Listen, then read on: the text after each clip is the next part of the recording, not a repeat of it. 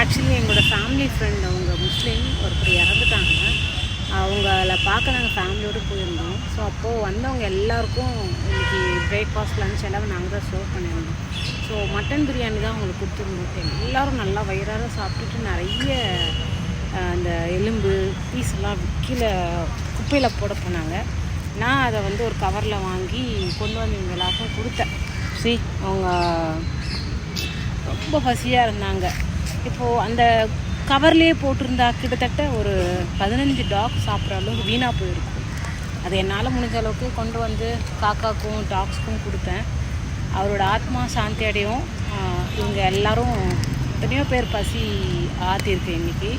so அந்த மாதிரி நீங்களும் வந்து நீங்கள் கண்ணு முன்னாடி ஒரு ஃபுட்டு வேஸ்ட் ஆகுதுன்னா உடனே ஒரு கவர் எடுத்து நீங்கள் அதை பேக் பண்ணி போகிற வழியில் இருக்கிற டாக்ஸ்க்கோ இல்லை கேட்டுக்கோ இல்லை பேர்ட்ஸ்க்கோ நீங்கள் கொடுத்தீங்கன்னா